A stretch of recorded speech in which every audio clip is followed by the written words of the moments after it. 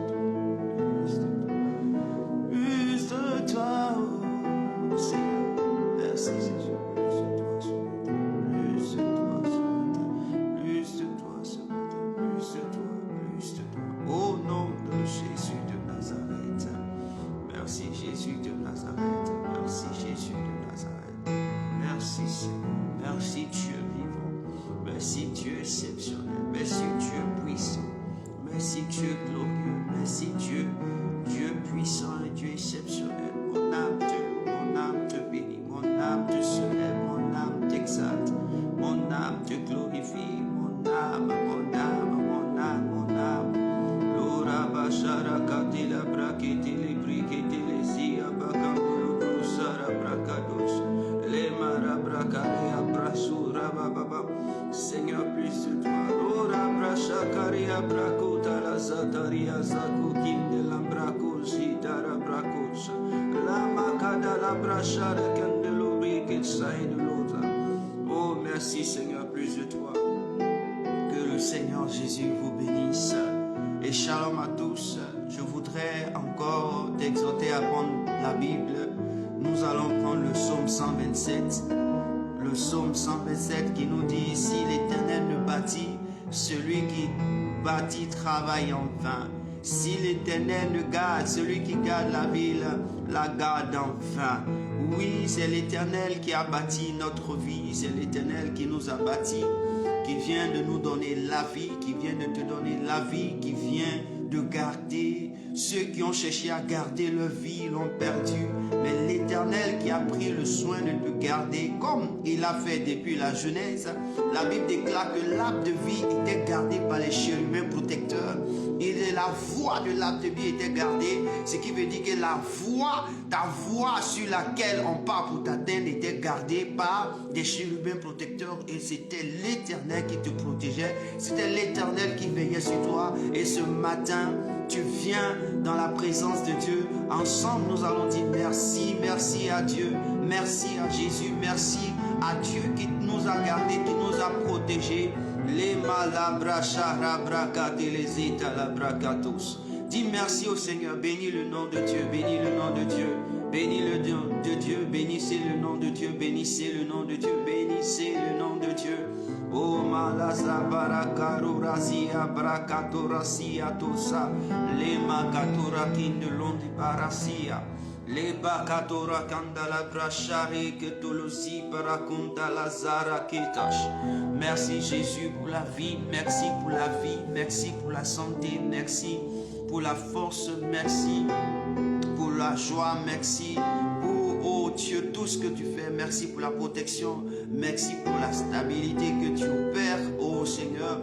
Nous voulons te bénir, nous voulons te célébrer, nous voulons t'exalter, roi des rois, Seigneur des seigneurs, Dieu vivant, Dieu exceptionnel. Oh Dieu, tu es merveilleux. Oh Dieu, tu es grand. Oh Dieu, tu es merveilleux. Tu es extraordinaire. Mon Dieu et mon roi, sois béni à jamais, sois glorifié et sois exalté. Sois exalté, oh Dieu de gloire. Sois exalté, ô Dieu vivant. Sois exalté, ô Dieu puissant. Sois exalté, Jésus de Nazareth. Sois exalté, sois exalté, sois exalté, sois exalté, sois exalté, sois exalté, sois exalté, sois exalté, sois exalté, sois exalté. Merci pour la protection, merci pour la sécurité, merci, merci Jésus, merci Roi des rois, merci Seigneur des seigneurs, que ton nom soit célébré. Merci Jésus de Nazareth, comme le dit le psaume 127, Jésus, la Bible dit, si l'Éternel ne bâtit la maison, ceux qui la bâtissent travaillent en vain. Seigneur, c'est toi qui a bâti la maison que je suis, c'est toi qui as bâti la personne que je suis, c'est toi qui as construit la personne que je suis. Tu es l'architecte de ma vie, tu es l'architecte de ma personne, tu es l'architecte de la vie de mon frère, de la vie de ma soeur. Et ce matin, nous voulons te dire merci. Je veux te dire que Dieu est l'architecte de ta vie, il est l'architecte de ta personne. C'est lui qui t'a conçu, c'est lui qui t'a fait, c'est lui qui t'a fait. Il t'a fait selon un plan destiné par son esprit, un plan. Oui, bénis-le parce que de la manière il t'a construit exceptionnellement parce que c'est un grand architecte. Il a fait le plan de ta vie, il a fait le plan de ta personne. Il t'a fait en forme, en taille, en longueur, en largeur. Oui, il t'a fait parce que c'est un architecte exceptionnel, un homme, un être divin exceptionnel. C'est pourquoi ce matin, bénis-le pour la construction de ta vie. Bénis-le pour ta vie, pour ta vie, pour ta vie, pour ta vie, pour ta vie. Laisse-moi te dire qu'un architecte, lorsqu'il conçoit une maison, et dans chaque maison, il y a ce qu'on appelle des chambres à coucher, il y a le salon, il y a tout ce qu'il faut avoir dans une maison. Et tu en as en possession, tu en as toutes ces choses en possession. Si tu veux, je vais te donner une révélation. Mais pour l'instant, je voudrais que tu dises merci à Dieu. Merci à Dieu. Merci au roi des rois. Oh, merci Jésus de m'avoir conçu. Dis au Seigneur, merci de m'avoir conçu, merci de m'avoir construit, merci de m'avoir fait, merci de m'avoir fait. Ouh, malaza bracorazinta, le maboroka di la braso taligedesh, luma kalazo talia brasata, la maroria priketulusi indolo, mama katolosita. Seigneur, les paroles de ma bouche ne peuvent pas exprimer ce que tu es, l'architecte de ma vie, Seigneur. Et ce matin, je viens dans ta présence, Jésus. Je viens en toi pour te dire merci de m'avoir construit. Merci d'avoir construit cette maison que je suis. Merci d'avoir construit cette maison que je suis. Oh Seigneur, merci Saint-Esprit, merci. Merci Jésus. Maloza katula katala bracha. Oh, merci Jésus. Makaraza parakoria zatos. Bénis le nom de Dieu. C'est l'architecte de ta vie. C'est l'architecte de ta vie. L'architecte de ta vie, c'est lui. Oh, lui qui t'a élaboré. Lui qui t'a élaboré. Oui, les réformes dont il fut l'architecte. Oui, c'est l'architecte. Il est l'architecte de ta vie. L'architecte est chargé par quelqu'un appelé le maître d'ouvrage. Il est en même temps le maître d'ouvrage et l'architecte. Pourquoi? Parce que lui, le maître d'ouvrage, utilise Jésus en tant que l'architecte pour te concevoir. Or, qui passe par la conception de Jésus est conçu selon les pensées divines, le cœur de Dieu. Oui, oui, la conception d'un projet architectural, c'est toi. Tu es le projet architectural. Ce projet défini par des plans et des documents écrits d'implantation. Oui, c'est ce que le Seigneur a fait. C'est ce que le Seigneur a fait. D'implantation des bâtiments. Tu es un bâtiment du Seigneur. Tu es un édifice. Oh, l'édifice de Dieu, c'est toi, c'est lui qui l'a fait. La Bible déclare dans 1 Corinthiens, le chapitre 6, quand je lis la parole au verset 19. Oh, il dit, ne savez-vous pas que votre corps est le temple du Saint-Esprit? C'est-à-dire que le Saint-Esprit, c'est conçu ta vie, c'est conçu ton corps. Or, quand on parle de ton corps, on parle de tout ce qui est conçu par toi, la tête, les yeux, les oreilles, les os, le nez, la bouche, les dents, la langue, le cou, l'épaule, les bras, le corps, tout ce que tu peux concevoir comme dans le corps, c'est ce que le Seigneur a fait. Frère, je veux dire à quelqu'un, le Seigneur ne t'a pas fait d'une manière ou d'une autre. Le Seigneur ne fait jamais des chambres à coucher seulement. Il ne fait jamais des entrées couchées. Oh, tu n'es pas l'entrée couchée de quelqu'un. Tu n'es pas l'entrée couchée de quelqu'un. Mais tu es un temple. Or, lorsqu'on parle de temple, il y a 3 différents types de parties dans le temple. Il y a le lieu qu'on appelle le parvis. Il y a le lieu qu'on appelle le lieu saint. Et il y a le lieu où on appelle le lieu très saint. Le lieu très saint, c'est la partie intime. Le lieu où on appelle le lieu saint, c'est la partie où on reçoit des personnes de confidentialité. Maintenant, où on appelle le parvis, c'est là où on reçoit tout le monde. Donc, dans le temple de Dieu, il a 3 différents types. Donc, dans la conception de la maison, tu ne dois pas être une chambre à coucher seulement. C'est-à-dire l'entrée couchée. Une chambre qu'on appelle l'entrée couchée. Tu rentres en même temps, tu te couches là. Non, non, non, non, non, non. Ce qui veut dire que je suis en train de dire à quelqu'un ce matin, tu n'as pas été conçu pour que tu sois resté du reste seul. Entrée couchée est seule. Tu n'as pas été fait pour que ta vie reste seule. Tu n'as pas été conçu pour que tu restes seul. Et qu'il n'y a point de productivité en toi. Je suis en train de parler à quelqu'un ce matin.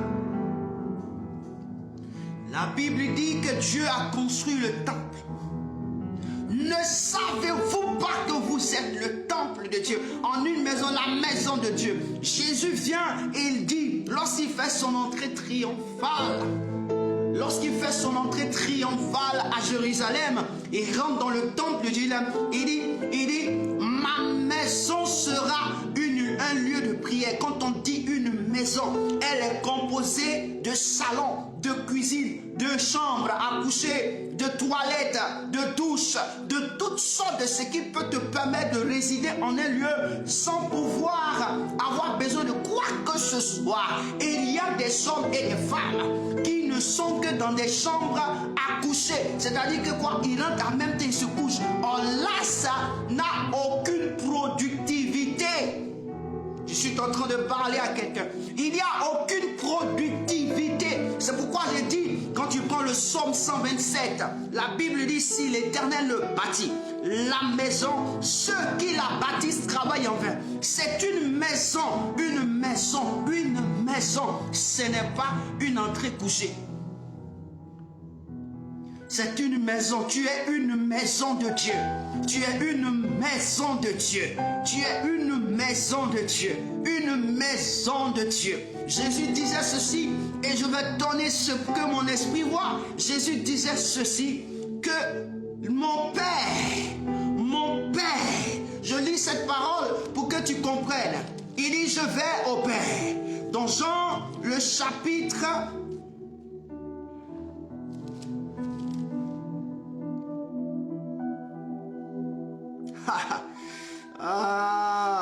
Jean chapitre 14, il dit ceci.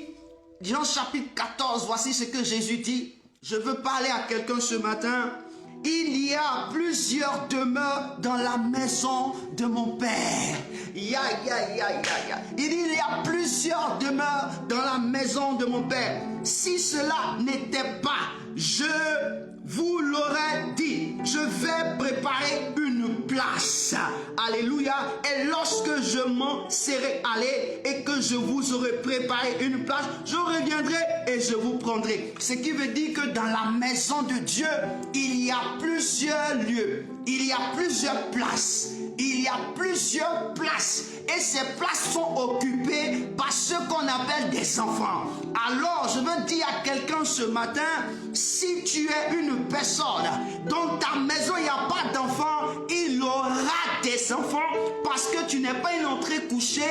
Dieu a fait de toi une maison. Et dans une maison, on fait des compartiments pour des enfants. Donc, la conception de la maison que tu est la révélation que tu enfanteras. La conception de la maison que tu es la révélation que tes entrailles produiront. La révélation et la conception de la maison que tu es la révélation que toi, à cette même époque, l'année prochaine, quelque chose de puissant va se réaliser dans ta vie. Du plan enfant d'abord. Je viens sur le plan enfant. Parce que Jésus, qui est notre sauveur, est venu nous révéler que Dieu a des enfants. Dieu a fait une maison pour accueillir ses enfants. Donc le fait que Dieu fait une maison au ciel pour accueillir ses enfants, qui est celui, alors Dieu fait l'homme à son image et selon sa ressemblance sur la terre pour que aussi l'homme ait sa maison qui est sa personne pour accueillir aussi ses enfants. Donc en toi, il y a des enfants. En toi, il y a des femmes. En toi, il y a des fils. En toi, il y a des champions. Et je proclame et je prophétise l'existence de ces champions. Je prophétise et je déclare. C'est ça la parole de Dieu. C'est pourquoi ce matin je dis à quelqu'un, il faut rendre grâce à Dieu parce que Dieu a fait de toi une maison. À compter d'aujourd'hui, il ne faut plus réfléchir comme tu réfléchissais. Dis à Dieu, tu as fait de moi une maison. Et en moi, il y a les compartiments où les enfants doivent vivre. Ce qui veut dire que s'il y a les compartiments, alors ça veut dire qu'en moi, il y a des enfants. Ces enfants doivent sortir pour qu'on voie la maison que tu as fait. Parce qu'un enfant peut être un salon, un enfant peut être une cuisine, un enfant peut être une chambre à coucher. Pourquoi? Parce qu'aujourd'hui, quand on parle d'un enfant, la Bible déclare que Joseph était dans le salon de qui? Il travaillait pour quelqu'un qu'on appelle Potiphar. Joseph travaillait dans son salon. Il travaillait dans son activité. Pourquoi? Donc un enfant doit venir pour travailler dans le salon. Il y a aussi quelqu'un qu'on appelle Joseph encore, qui va être gouverneur. Il travaille où? Dans le lieu très saint. Il était après le pharaon, le premier à gouverner l'Égypte. Il y a quelqu'un aussi qui doit naître pour gouverner. Un gouverneur. Celui qui est dans le lieu très saint est un gouverneur. Il y a encore quelqu'un qui était dans les parvis, qui s'appelait qui? Joseph. Lorsque Joseph était dans sa famille, il était dans ses parvis. Dans les parvis, et lui, dans les pavis, on lui a donné un vêtement pour le distinguer. Il faut que cet enfant de distinction dans le pavis sorte de tes entrailles.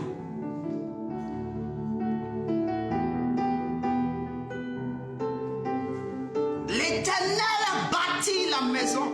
C'est pourquoi ce matin, il dit, ouvre la bouche et bénis Dieu.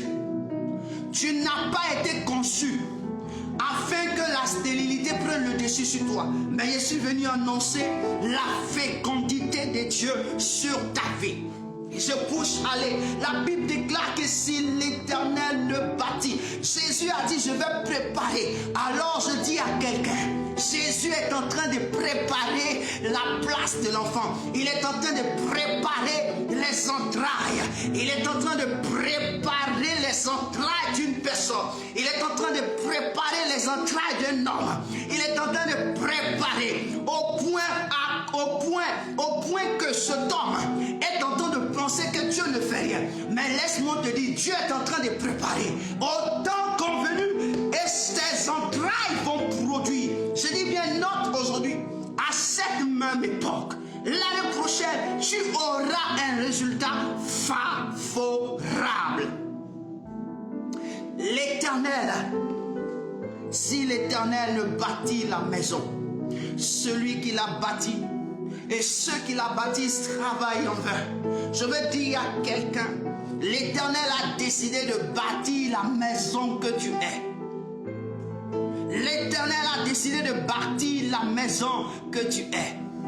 Dans une maison, il y a tout ce qu'il faut, tout ce qui est nécessaire. Je veux dire à quelqu'un ce matin, si dans ta maison, il n'y a pas le nécessaire, je veux déclarer dans le nom de Jésus, le nécessaire apparaît. Parce que dans la conception de l'architecturale de Dieu, par rapport à toi, il avait tout disposé. Et si tu en manquais, je déclare et je prophétise que cette main qui retenait ce qui était nécessaire à ta vie soit coupée au nom de Jésus de Nazareth.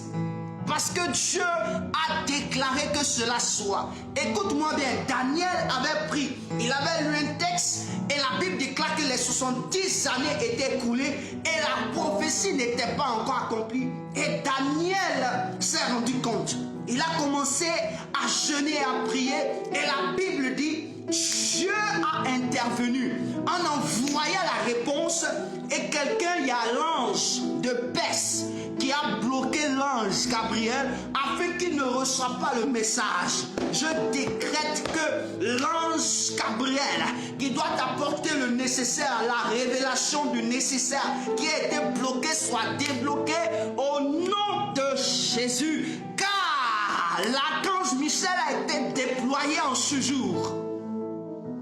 Le nécessaire. Dieu ne peut pas construire une maison et ne rien mettre dedans. Dieu ne peut pas construire une maison et le nécessaire ne se trouve pas. Je te donne la parole de Dieu. Le fondamental qui est la Genèse. Le jardin d'Éden est une maison. Le jardin est une conception de Dieu. Est une maison conçue par Dieu. Dans le jardin, rien ne manquait à l'homme. L'homme n'avait pas besoin de travailler. L'homme avait tout à sa disposition. L'homme avait tout ce qu'il pouvait avoir. Donc sa maison était conçue de tout ce qui avait été donné par Dieu pour son épanouissement. Je déclare ce matin que tout ce qui n'était pas dans ta maison pour ton épanouissement, maintenant apparaisse au nom de Jésus de Nazareth. Je ne dis pas que tu dois avoir la foi. Non, je ne te dis pas d'avoir la foi. Je ne te dis pas de croire. Non plus, je te dis seulement, reçois la parole. Pourquoi? Parce que Adam n'avait pas la foi. Il n'a pas cru. Quand Dieu a conçu le jardin, Adam n'était pas là. Je déclare, comme tu n'es pas là, même si tu es présent, je déclare que cette parole s'accomplisse dans ta vie.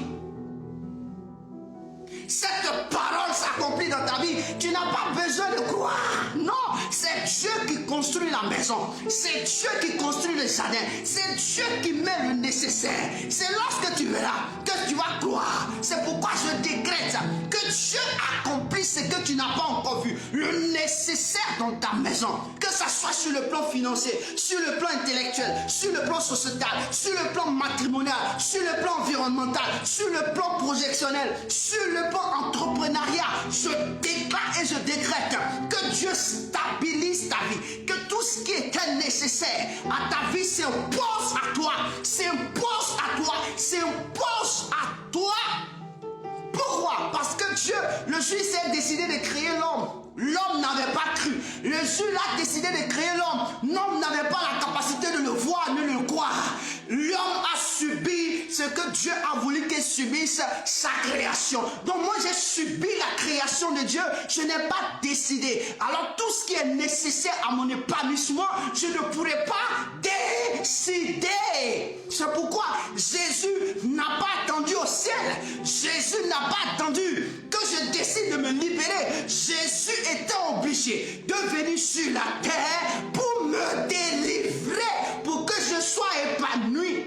Et là, je dis à quelqu'un, ce n'est pas une histoire d'église, des chrétiens, c'est une histoire de Dieu qui t'a créé et il est fidèle à sa parole. Il est fidèle à sa parole. Il est fidèle à sa parole. Et je déclare que la fidélité de sa parole s'impose à ta vie. Dès cet instant, s'impose à ta vie. Tu n'as pas encore vu Dieu se manifester. Mais aujourd'hui même, commence la manifestation. Jusqu'à ce que tu voies Dieu t'impacter d'une manière extraordinaire. Les choses que tu pensais ne pas avoir arrivent à toi. Ce que tu pensais ne pas toucher, tu toucheras. Ce que tu ne pensais pas être, tu le seras. Pourquoi? Parce que qui l'a bâti? C'est Dieu. Dieu t'a bâti. La seule chose que je veux que tu reconnaisses, c'est que tu reconnaisses que c'est Dieu qui t'a bâti. C'est Dieu qui t'a construit. C'est Dieu qui t'a fait. Et rappelle à Dieu, tu n'as jamais construit quelque chose qui n'est pas à ta gloire. Tu n'as jamais construit quelque chose qui n'est pas à ta gloire. Tu ne m'as pas construit pour que je sois à ma gloire. Non, parce que je n'ai pas existé pour définir de ma création. Alors tu m'as créé parce que tu es à ta gloire. Je suis à ta gloire. Alors ta gloire doit être vue. Même que je croie que je ne croie pas, ta gloire doit être vue. Ta gloire doit être vue. C'est pourquoi je dis à quelqu'un, ne ferme pas la bouche. Bénis Dieu, dis merci parce que Seigneur, tu m'as créé, tu m'as fait. Tu as fait la maison que je suis. Je suis l'architectural. Oh, des bâtiments. Malo parakarazia. Prêche en priant ainsi. Dis au Seigneur merci. Je dis bénis le nom de Dieu. Bénis le nom de Dieu. Dis Seigneur merci.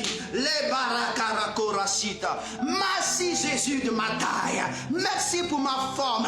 Merci pour m'avoir taillé. Oui, merci de m'avoir donné cette forme. Merci de m'avoir donné ce visage. Merci de m'avoir donné cette bouche, ces mains, ces pieds. Merci parce que tu l'as conçu pour un projet exceptionnel. Tu m'as construit pour un projet exceptionnel. Je veux dire à quelqu'un, la conception que tu es de Dieu, il l'a fait pour un projet. Et tu vas réaliser le projet tant que tu es sur la terre des vivants. Tant que tu vis, le projet pour lequel Dieu a dit, je l'ai fait, tu le réaliseras. Écoute-moi bien, ce n'est pas ton péché, ni tes pensées qui peuvent le bloquer. Parce que tu n'as pas décidé de ta création. Je veux dire à quelqu'un, il faut comprendre cela. Dans le monde, il y a des hommes qui ne connaissent pas Dieu. Dans le monde, il y a des hommes qui n'ont aucune alliance avec Dieu. Mais ils sont à des hauteurs. Ils sont à des hauteurs. Or, la Bible dit, Dieu bénit tous. Dieu les a bénis. Quelque part, on dit, Dieu les a bénis pour ses enfants. C'est-à-dire que Dieu bénit ceux qui n'ont pas cru en Jésus, pour que ceux qui n'ont pas cru voient Jésus en ceux qui ont cru, afin de bénéficier de tout ce dont ils ont été bénis de Dieu. Frère, je ne dis pas que ça ne sert pas, mais je suis en train de te donner une autre pensée de Dieu.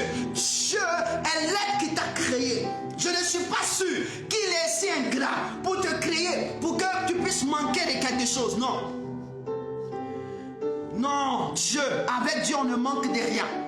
Avec Dieu, on ne manque de rien. Avec Dieu, on ne manque de rien. Qui t'a créé? La question. Je pose la question, qui t'a créé? Si c'est l'Éternel que je connais, il se donnera les moyens pour que toi, ta vie, soit à l'image de son nom. Il se donnera les moyens pour que toi, ta vie, soit à l'image de son nom. Écoute-moi très bien.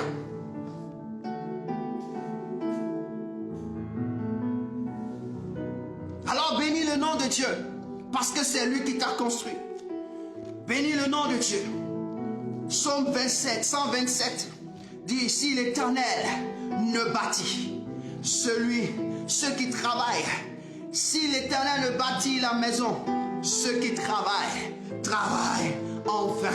Oh Malazakata la bracha. Je suis convaincu de ça, frère. Je suis convaincu de cette parole. C'est une parole qui vit, qui a vécu hier, qui vit aujourd'hui, qui vivra encore demain. Je suis convaincu. Quelqu'un pouvait dire, nous sommes sauvés par le moyen de la grâce et par la foi. C'est-à-dire que nous sommes sauvés par le moyen de la grâce. Sans la grâce, personne ne serait encore sur terre. Dieu se serait en train de faire ses objectifs. Mais Dieu a envoyé la grâce afin de limiter certaines choses, pour nous permettre de bénéficier de certaines choses. Mais je veux te dire que c'est Dieu qui fait son plan. Un jour, Dieu parle à un homme. Un de mes grands-pères, il dit à un de mes grands-pères, mais attends, toi tu veux obscurcir mes projets, tu veux obscurcir mes projets, hein? Donne-moi, quand j'étais en train de créer la terre, où tu étais, explique-moi comment j'ai posé les bases de la terre. Il a commencé à parler à mon grand-père. Mon grand-père a dit, ah, je ne savais pas que c'était toi qui étais dans cette histoire-là. Il dit, ferme ta bouche, écoute-moi. Et depuis ce temps-là, ce monsieur que j'appelle mon grand-père s'appelle Job. Job a dit, Seigneur, pardonne-moi, je ferme ma bouche, je ne parle plus, je te regarde. Il dit, ferme ta bouche, ne parle plus et regarde-moi. Glorifie-moi parce que c'est moi qui ai fait le projet. C'est moi qui ai décidé de te faire comme un projet afin de te mener là où je veux te mener. Frère, on ne peut pas vivre sans Dieu. Dieu nous a conçus pour sa volonté. Quelqu'un va me dire, et ceux qui sont en train de faire ce qui n'est pas contraire à la volonté de Dieu. J'ai dit, tout ce que Dieu a fait, tout homme que Dieu a créé, qui marche, si c'est contrairement à sa voie ou avec lui, a été fait pour la gloire de Dieu. A été créé pour la gloire de Dieu. La Bible déclare dans le psaume 139. Je suis en train d'ouvrir l'esprit de chacun pour que chacun comprenne que nous ne sommes pas les seuls qui sommes les enfants de Dieu. Nous ne sommes pas les seuls que Dieu aime. Nous ne sommes pas les seules créatures que Dieu aime. Mais toute la créature est aimée par Dieu. Tous ceux qui sont créés par Dieu sont aimés de Dieu. Tous ceux qui sont créés à l'image de Dieu sont aimés de Dieu. L'image de Dieu. Tout être humain a été créé par Dieu et sont aimés de Dieu. Et Dieu s'arrangera en une manière ou une quelconque de pouvoir le bénir. Écoute-moi bien, je te donne une histoire. La Bible dit qu'il y a un monsieur qui s'appelait Obed-Edom. Obed-Edom. Obed-Edom était un monsieur qui n'était pas en Israël. Mais il y a eu guerre. Et quand il y a eu guerre, quelque chose s'est passé. L'arche de l'Éternel a été perdue. Et c'est en revenant, quand David est parti récupérer l'arche de l'Éternel, il a vu que l'arche de l'Éternel a tué des gens, ils ont laissé. Il y a un monsieur qui a pris l'arche pour mettre ça chez lui pour garder. On dit qu'il a pris l'arche seulement pour mettre chez lui pour garder. Écoute-moi Dieu, écoute-moi bien. Dieu prévoit les situations pour ta bénédiction. Il peut avoir problème. Et dans le problème, Dieu va t'envoyer quelque chose que tu vas garder. Et dans garder là, Dieu va te bénir. La Bible déclare que l'arche a fait 3 mois seulement. 3 mois. Et pendant les 3 mois, le champ, tout ce qui était chez Obed-Edom était béni. Était béni. Je vais poser la question à quelqu'un. Qu'est-ce qui s'est passé pour qu'il puisse être béni? Seulement parce qu'il a transporté l'arche chez lui. Mais qui l'a convaincu de transporter l'arche? C'est Dieu.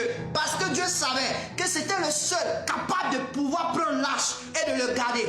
C'était quelqu'un en qui il avait mis ce qu'on appelle le courage. Donc quand il a mis le courage, le gars a pris, il a déposé. Il dit pour l'instant, avant que David ne récupère l'arche, moi je vais garder. 3 mois. sa maison était bénie parce que l'arche de l'Éternel était là. L'arche de l'Éternel était là. Or, avant cela, sa maison avait des problèmes. Écoute-moi bien. Écoute-moi bien. Quand ta saison de bénédiction arrive, aucun homme ne peut s'opposer. Quand ta saison d'élévation arrive, aucun homme ne peut changer.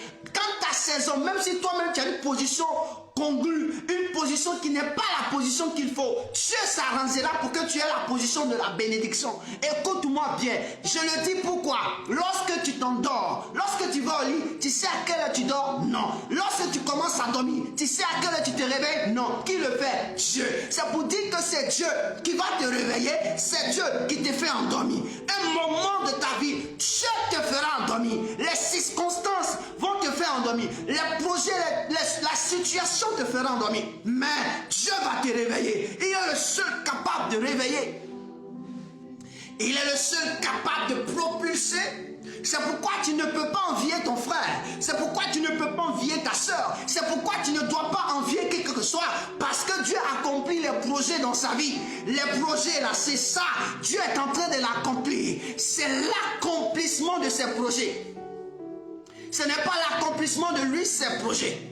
On dira les Woubi, tout ce qui se passe, ce n'est pas que Dieu n'est pas au courant. Dieu passe tantôt d'une manière, tantôt d'une autre, pour interpeller nos vies, pour interpeller notre personnalité. Tout ce qui est mentionné dans la parole de Dieu sont des prophéties. Et ces prophéties sont obligées de s'accomplir. La Bible déclare, il est vrai, il est vrai, il est vrai, il est vrai. Jésus a dit, il est vrai que le scandale arrive.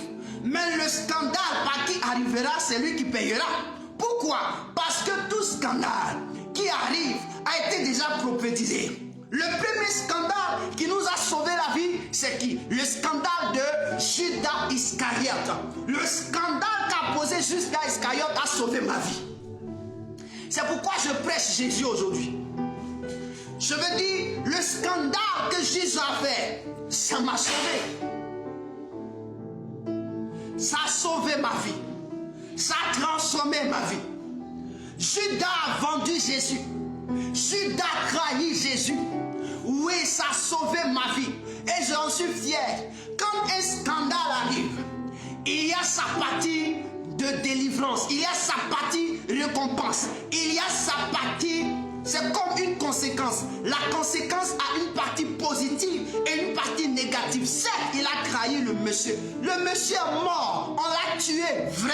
Mais sa mort devait constituer. Et sa mort devait me délivrer. Si Judas n'était pas là, je ne serais pas aujourd'hui là pour te parler. Je ne serais pas aujourd'hui là pour te prêcher. Je ne serais pas aujourd'hui là pour t'encadrer, pour te donner des directives. Judas était la pierre d'achoppement de Jésus. Mais une pierre d'achoppement prophétique.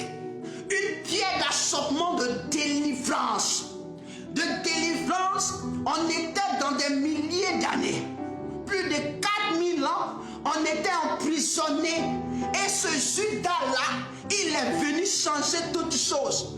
Pas seulement parce qu'il a donné, il a été pierre d'achoppement. Souvent, on pleure parce que quelqu'un a été une pierre d'achoppement pour nous.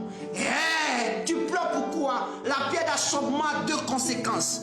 Mais tu t'importes sur la conséquence négative. La conséquence positive est celle dont tu dois bénéficier. Nous ne bénéficions que de ces choses. Dieu n'a rien fait pour rien.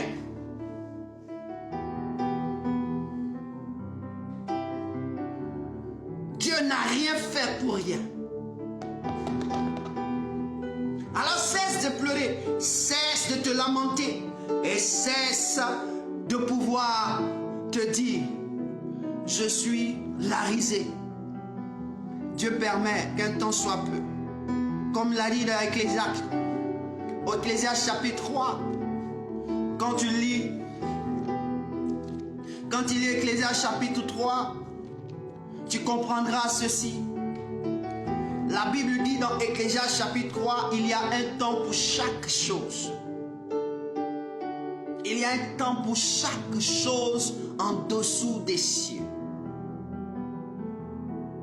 Un tempo per tutte le cose sul cielo. Un temps pour chaque chose. Et tu auras cette parole qui va s'accomplir jour pour jour dans ta vie. Chaque jour, il y a un temps. Quand Dieu te réveille, il y a un temps. C'est-à-dire que c'est le temps de ton réveil. Quand Dieu te dit réveille-toi, c'est le temps de ton réveil. Et dans le temps de ton réveil, il y a encore d'autres temps.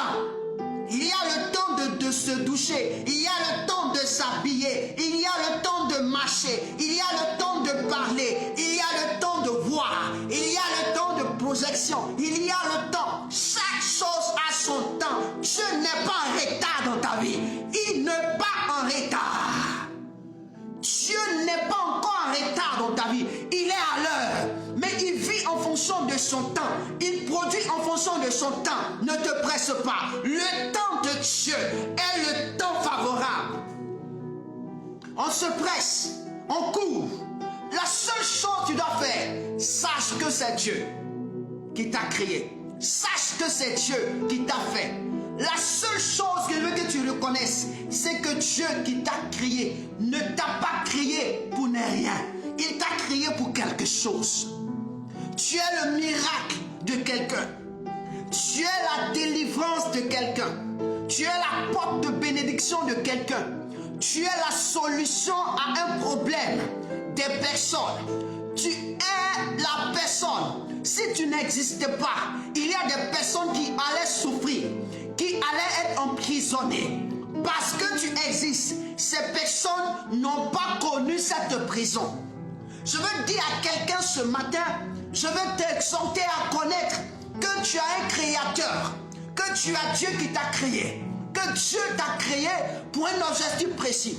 Même si tu n'arrives pas à voir ce pourquoi Dieu t'a créé, tu ne sais même pas ce pourquoi Dieu t'a créé. Je dis, Dieu t'a créé. Mets dans ta tête, dis au Seigneur, Dieu, tu m'as créé pour que j'accomplisse une de tes volontés. Et je sais que toutefois je suis vivant, cela s'accomplira. Toutefois tu me donnes de vivre, tu accompliras. Tu accompliras. Frère, il accomplira.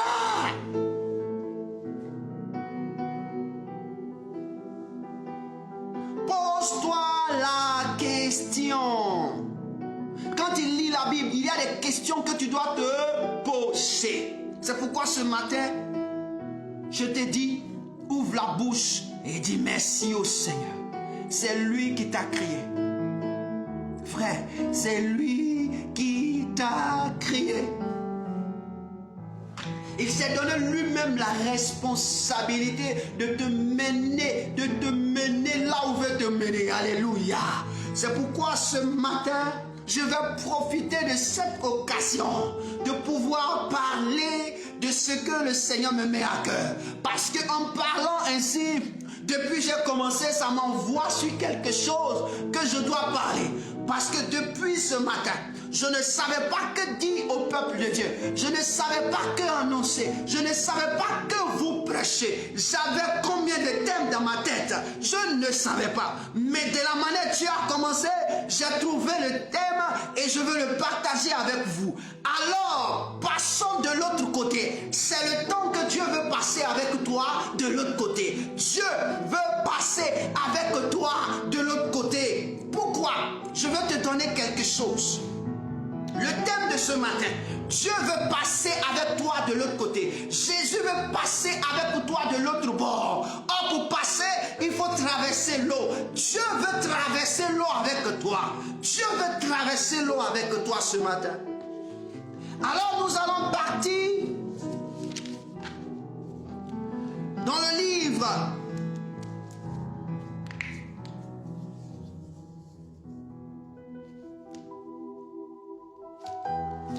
allons-y. Dis au Seigneur, commence à bénir Dieu. Dis au Seigneur, merci de passer avec moi de l'autre bord. Commence à bénir Dieu. Dis au Seigneur, merci de passer avec moi de l'autre bord. Dis au Seigneur, merci de passer avec moi de l'autre bord. Dis au Seigneur, merci de passer avec moi de l'autre bord. Commence à dire merci au Seigneur. Oh, merci Jésus de passer avec moi à l'autre bord. Merci de passer avec moi à l'autre bord. Merci de passer avec moi à l'autre bord. Merci Jésus de Nazareth. Merci Jésus-Christ de Nazareth. Merci Dieu de gloire. Merci Dieu vivant. Lola Brakarabrasha. Seigneur, merci de passer avec moi à l'autre bord. La Rikalabrakandolo Rikarabrasha. Merci de passer avec moi à l'autre bord. Lo Parazarakindolo Riakatoshara Brakendish. Merci de passer avec moi à l'autre bord. Frère, soeur, je veux te faire savoir, Dieu veut passer avec toi à l'autre bord. C'est-à-dire, il va quitter d'une place où tu étais pour t'envoyer à une place. Pourquoi? Parce que cette place où tu étais, tu as connu certaines choses. Mais le Seigneur décide de te faire passer à l'autre bord. Et ce qu'il va te faire vivre va te permettre de pouvoir comprendre quelle est sa voie. La Bible déclare que Dieu veut nous faire passer à l'autre bord. Merci Jésus pour ta parole. Que le Seigneur vous bénisse abondamment. Shalom à tous et shalom pour tous ceux qui sont connectés. Volevo salutare tutti e tutti quelli che sono venuti sulla nostra pagina per poter guardare questo programma di preghiera. La cosa che volevo dire è che il Signore Dio, l'Eterno, ha creato noi per una cosa primordiale, perché Lui ha una volontà e la sua volontà è di fare dell'uomo una persona uguale a lui, e il Signore si farà piuttosto vivo nella nostra vita, sempre ci farà vivo, perché Lui vuole stabilire la nostra personalità per la gloria di Lui, per fare una cosa meravigliosa. Allora noi siamo nati non per una cosa vana, ma siamo nati per una cosa seriosa, una cosa importante, per poter glorificare Dio. Anche se credi, non credi, io dico, il Signore che ti ha dato la vita non ti chiede perché credi, non ti chiede perché non credi, ma Lui ha un obiettivo. L'obiettivo è che tu devi essere una persona come una macchina che usiamo per fare una cosa meravigliosa. Tutte le macchine non sono uguali. C'è le macchine di corse, c'è le macchine per casa, c'è le macchine di spese, c'è tutti i tipi di macchine. Ma tu, quale macchina tu sei? Quale macchina tu sei nella mano di Dio? La mano di Dio ti prende come una macchina per poter realizzare il suo obiettivo. Allora tutte cose che vedrai, che succederai a te, non è che è un malocchio, ma tu devi sapere che è la macchina che Dio sta facendo per poter realizzare i suoi pensieri. Allora, come tu non sai come tu sei venuto in mondo, è vero che tu c'hai papà, c'hai mamma, ma quello che ha fatto il mondo è Dio l'Eterno. Allora, come non sai, tu devi capire questo, che Dio si farà vivo nella mia vita, che Dio si farà vivo nella mia vita. Qualsiasi cosa che mi succede, lo so che io non sono nato da me, non sono fatto da me, sono fatto di Dio. Allora Dio si rende conto delle mie cose e si farà vivo. Amen. Que Dieu vous bénisse et je suis très heureux. Je veux encourager quelqu'un à demeurer ce qu'il est, à demeurer focalisé sur celui qui l'a envoyé sur terre, à demeurer focalisé sur celui qui l'a créé, a des choses à accomplir dans sa vie. Tu n'es pas né pour que tu sois détruit, tu n'es pas né pour que tu sois blessé. Oui, même si cela t'arrive, tu n'es pas né pour rester un homme ainsi, une femme ainsi. Mais Dieu a quelque chose pour toi. C'est pourquoi allons dans Marc chapitre 4. Allons dans Marc le chapitre 4. On va lire Marc chapitre 4, on va lire à partir du verset 35 à 41. Marc chapitre 4, verset 35 à 41. Marc chapitre 4, verset 35 à 41. Marc chapitre 4, verset 35 à 41. Et je lis la parole de Dieu. Ce même jour, sur le soir, Jésus leur dit, passons à l'autre bord.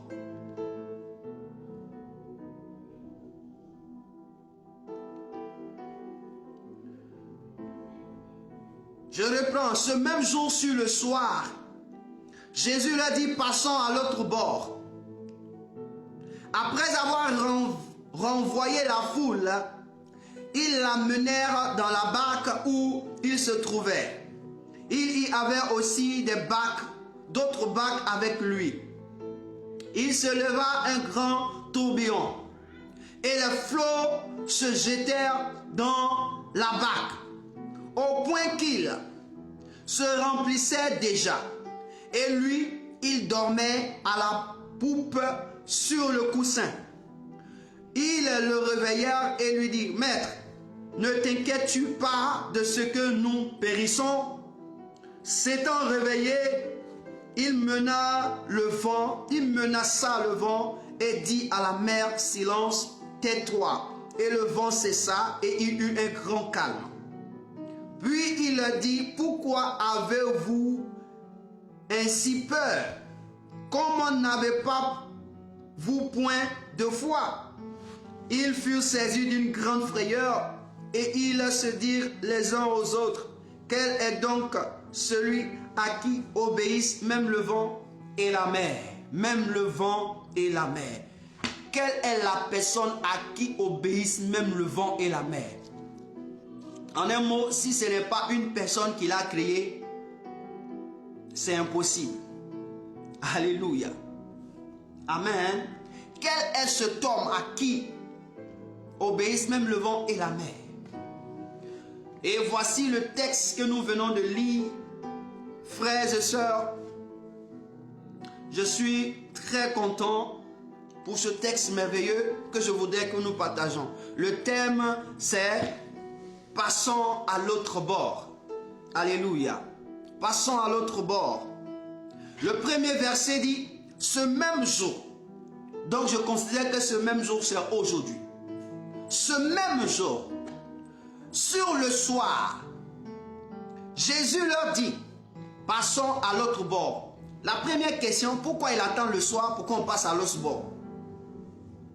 On dit ce même jour sur le soir. Pourquoi Dieu, pourquoi Jésus attend le soir pour passer à l'autre bord? Frère, pour que la vie de quelqu'un connaisse une transformation, il faut partir à partir du soir.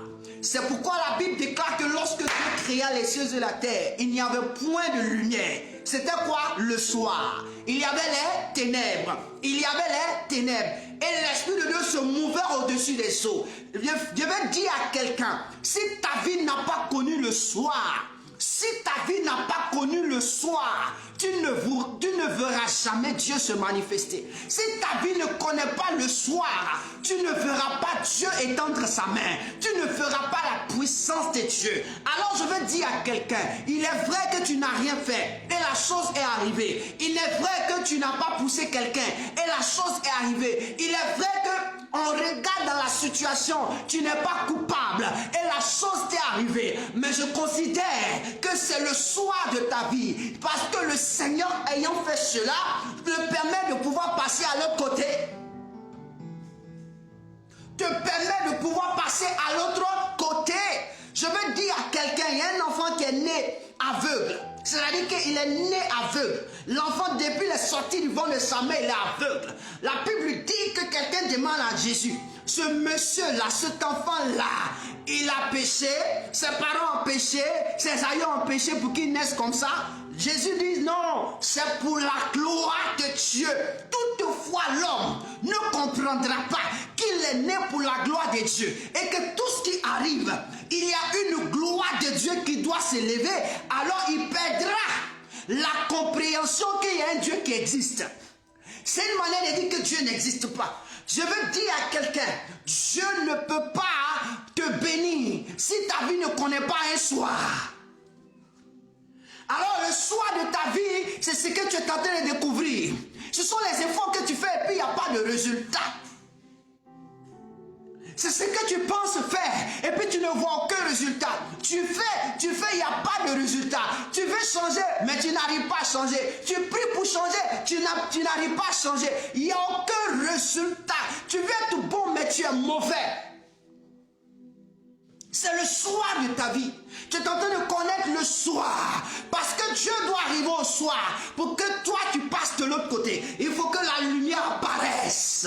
Pour que la lumière apparaisse dans ta vie, il faut le soir. Je veux dire à quelqu'un, les lumières, les lampes, comment on appelle, les poteaux électriques qui sont dans nos villes ne peuvent pas s'allumer le matin. Pourquoi? Parce que de la manière on les a programmés, ils s'allument lorsque l'obscurité apparaît. Donc quand on sent qu'il y a l'obscurité, c'est là qu'ils s'allument. Donc dans ta vie, tant qu'il n'y a pas d'obscurité, ne te dis pas que tu verras la puissance de Dieu. Ne te dis pas que tu verras la main de Dieu. C'est pourquoi je veux dire à quelqu'un, quand tu es à l'aise et que tu ne vois pas la main de Dieu, tu es à l'aise et tranquille. Il faut faire attention. La Bible déclare que ce même jour, sur le soir,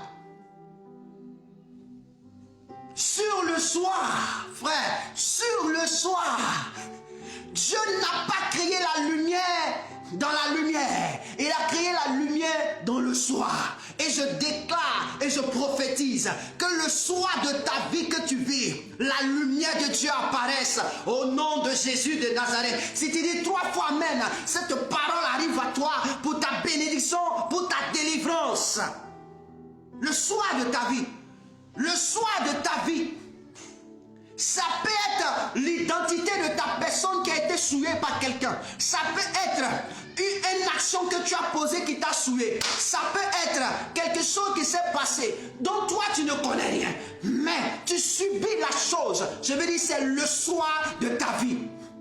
Ça peut être une situation familiale qui se passe dans ta famille, mais c'est le soir de ta vie que tu n'arrives pas à comprendre. Pourquoi c'est à moi ça arrive? Pourquoi c'est à moi ça arrive? Pourquoi c'est à moi ça arrive? C'est le soir de ta vie. Tant que le soir n'arrive pas, ta vie ne connaîtra pas la lumière.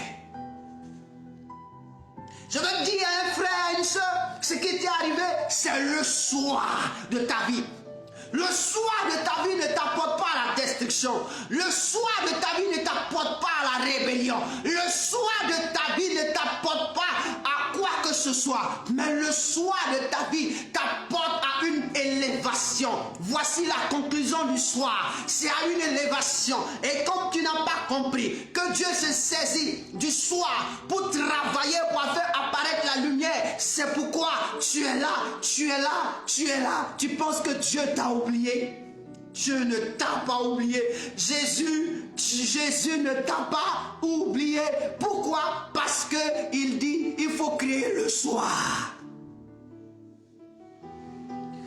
La raison, celui qui devait nous sauver, ils l'ont pris quoi? Dans le soir.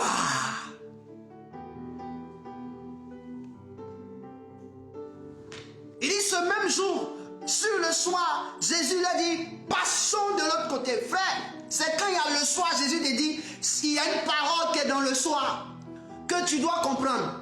Quand le soir arrive dans ta vie, c'est que tu dois passer de l'autre côté. C'est-à-dire qu'on doit passer de l'autre côté. Quand les situations sont compliquées, les situations en a compliqué. Quand tu vois les situations en a compliqué, c'est que le soir est là. Et mais dans cette soirée-là, il y a une voix que tu dois entendre. C'est que c'est là, je dois passer de l'autre côté. Je dois passer de l'autre côté. C'est-à-dire que le soir ne peut pas me garder. Le soir ne peut pas me maintenir. Le soir ne peut pas me maintenir dans le chaos. Le soir ne peut pas me maintenir dans le chaos. Voici ce que tu n'avais pas compris. Parce que toutefois le soir est venu, ça t'a maintenu. Ça t'a maintenu, ça t'a maintenu, ça t'a maintenu. Maintenant le soir, la révélation du soir, c'est qu'on passe pour aller de l'autre côté. Ce qui veut dire qu'on était à un bout, on doit quitter le bout pour aller à un autre bout. Alors, c'est pourquoi nous avons connu le soir. Donc, je veux dire à quelqu'un, Si ta vie connaît une soirée, si ta vie est en train de connaître le soir, c'est pour te dire que tu as un point A. Je prends un exemple. Tu as un point A. Tu dois quitter ce point A pour un point B. Et donc, qu'est-ce que faire? Passons de l'autre côté. Donc, tu vas faire une marche. Alléluia. Il dit passons de l'autre côté. Donc, tu dois commencer à quoi? Marcher. Ce n'est pas que tu dois rester en pleurant. Tu dois commencer à pleurnicher. Tu dois rester là sur toi-même. Tu dois te reconcilier. Tu dois commencer à penser, moi-même j'ai fait quoi à Dieu? Moi-même j'ai fait quoi à Dieu? Tu n'as rien fait à Dieu. Tu n'as rien fait à Dieu. Toi tu es qui et puis tu as fait quoi à Dieu? C'est à le toucher. Tu es qui? Tu as fait quoi à Dieu et puis ça lui fait mal? Tu es qui? Tu es qui? Toi tu as fait quoi à Dieu et puis ça lui fait mal? Toi-même tu vois Dieu pour lui faire quelque chose et puis ça lui fait mal. Je t'ai fait quoi? Tu as fait quoi à Dieu? C'est quel esprit qui peut faire quelque chose à Dieu? Le premier esprit qui a voulu faire quelque chose à Dieu, lui-même il s'est rendu compte que c'est lui-même qui s'est fait quelque chose. Quand Lucifer, l'ange de la lumière, l'ange de la gloire, l'ange, l'astre brillant, il a vu, il voulait faire quelque chose à Dieu, Dieu l'a transformé en Satan. De la même manière, il a pensé faire quelque chose à Dieu, c'est ce qui lui est arrivé. Donc il n'a même pas pu franchir la porte même de Dieu pour dire même le seuil de là où Dieu est. Toi tu peux faire quelque chose à Dieu. Moi j'ai fait quoi à Dieu? Tu n'as rien fait à Dieu. Tu ne pourras rien faire et tu ne sauras rien. C'est Dieu qui fait toutes choses. Passons de l'autre côté. Je vais dire à quelqu'un quand Jésus dit à ses disciples, passons de l'autre côté, c'est-à-dire qu'il est en train de leur dire, on doit partir en mouvement. C'est-à-dire que c'est dans la nuit, on doit créer le mouvement. C'est dans la nuit, là, dans la soirée, on crée le mouvement. Donc si tu as une situation dans laquelle tu vis, voici l'heure à laquelle tu dois créer ton mouvement. Le mouvement que tu dois créer, c'est quoi? Le mouvement que tu dois créer, c'est quoi? Ici, le mouvement, c'est un déplacement. C'est-à-dire que tu dois être en activité. Dieu te demande d'être en activité. Tu peux être en activité, ça dépend. Tu peux être en activité en louant Dieu. Tu peux être en activité en lisant la parole de Dieu. Tu peux être en activité en priant. Tu peux être en activité en jeûnant. Tu peux être en activité ce qui concerne Dieu. C'est-à-dire que Dieu te dit, quand tu connais une soirée, il faut être en activité. Et l'activité là, il y a trois choses. Il dit cherchez, il dit demandez et l'on vous donnera. Cherchez et vous trouverez. Frappez et l'on vous ouvrira. Ces trois choses-là, ça te permet de faire quelque chose. Et demander, c'est un acte que tu es en train de poser. Chercher, tu es en train de poser aussi un acte. Frapper, tu es en train de poser un acte. Donc Dieu te dit de te mettre en mouvement. Au soir, Dieu te dit de te mettre en mouvement. Tu sens qu'il y a une soirée dans ta vie. Au soir, mets-toi en mouvement. Voici la révélation que Dieu te donne. Parce que Dieu dit, je veux te construire à mon image. Tel que je fonctionne, c'est comme ça que tu dois fonctionner. Donc Dieu te montre son fonctionnement. Pourquoi? Parce que c'est la manière dont tu seras son image. Donc Dieu, il crée les ténèbres. C'est le soir, il fait le soir. Et puis qu'est-ce qu'il fait? Lui-même il vient, il est là. Et on dit quoi? Son esprit fait quoi? En mouvement. Donc il est en mouvement. Donc lorsque tu constates, quel que soit dans le département d'une de ta vie, alors tu vas considérer que c'est le soir. Tu dois être en mouvement. Tu dois être en mouvement. Et le mouvement va créer la lumière. Et la Bible déclare que la lumière soit et la lumière fut. Et les ténèbres ont disparu. Alors c'est ainsi que Dieu va se manifester, se révéler. Voici une identité de Dieu que nous devons avoir. Le soir. Alors, dans cette soirée, je ne sais pas, on dit quand l'Esprit de Dieu se mouvait là, je ne sais pas qu'est-ce qu'il fait. Je considère qu'il était en train de danser à sa gloire. L'Esprit de Dieu se mouvait, je considère qu'il était en train de prier. Il était en train de parler en langue. Je considère que ce monsieur était en train de lire la parole. Il était en train de lire seulement sa parole. Il lisait sa parole. Mais je veux te dire, quand le soir, une situation dans un domaine de ta vie connaît le soir, c'est-à-dire que tu ne vois plus rien, tout est noir, tu ne comprends plus rien, c'est là qu'il faut être en mouvement. Si tu dis Amen, je déclare que ce comportement et cette force, cet esprit t'attaque et te reçoit au nom de Jésus. Cet esprit-là va t'attaquer, il va te recevoir et il va faire de toi ce qu'il doit faire. On dit l'esprit de Dieu se mouvait au-dessus des eaux. Le soir, tu ne dois pas rester inerte. Tu dois être en mouvement. Il dit passons à l'autre bord. Le verset 16 dit après avoir renvoyé la foule, il l'emmenait dans la barque où il se trouvait et il avait aussi d'autres barques avec lui. Écoute-moi bien.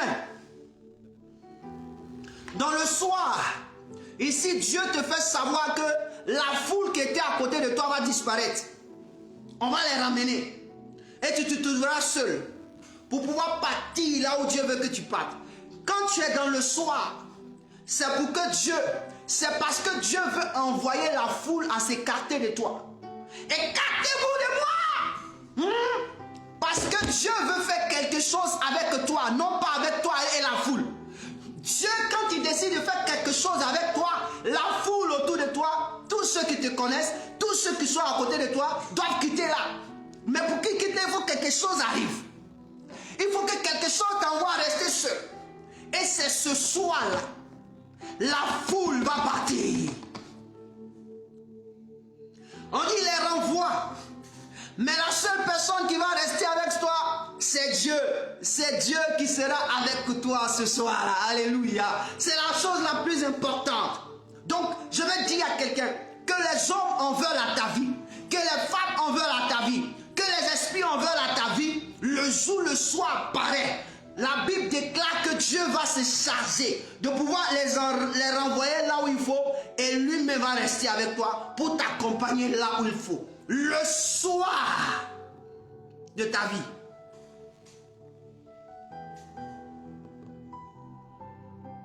On dit là, il va renvoyer la foule. Je vois des personnes qui se plaignent parce que des hommes et des femmes s'en vont. Mon frère, ils s'en vont parce que le soir de ta vie est en train de venir. Parce qu'on est au soir de ta vie. Donc il y a des personnes qui doivent partir. Il y a des personnes qui doivent partir. Parce que le soir de ta vie arrive. Et il y a une intimité, toi et puis celui qui t'a créé que tu dois avoir. Et donc ces hommes et ces femmes s'en vont parce que toi tu dois rester là. Dans une intimité avec un être spirituel. Ici c'est Jésus et ses disciples. Donc je m'imagine toi et ton Jésus. Toi et le Sauveur. Toi et ton Dieu.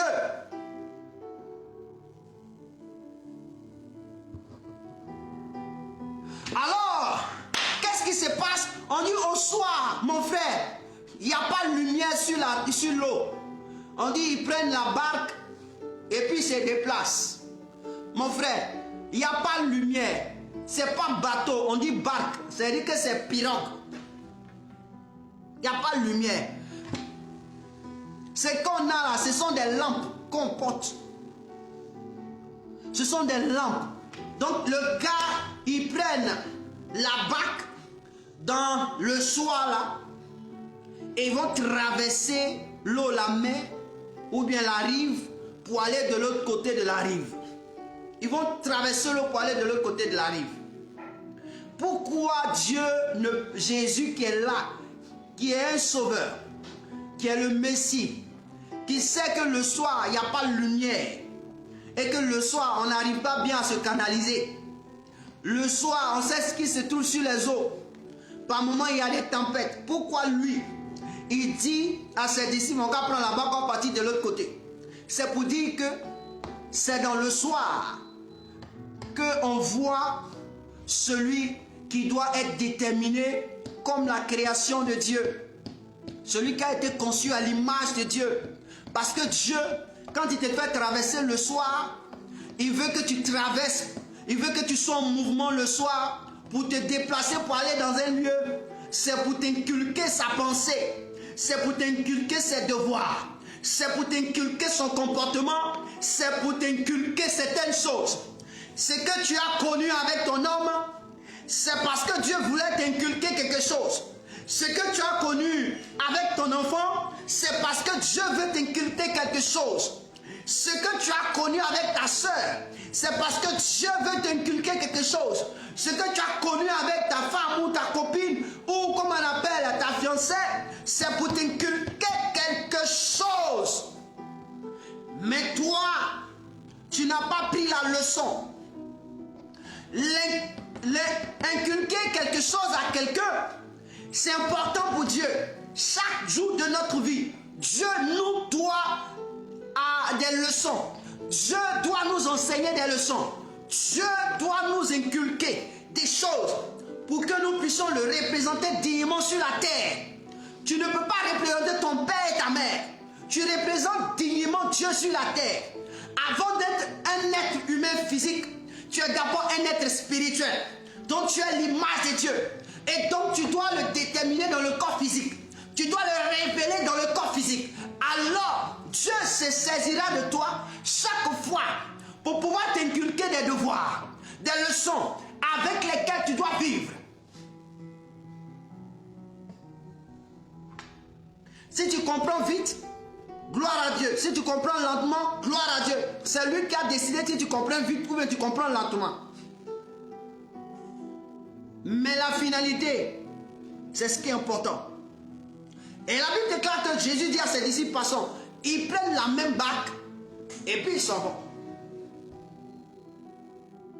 Et la Bible dit, sur l'eau, Jésus s'est endormi. Jésus s'est endormi.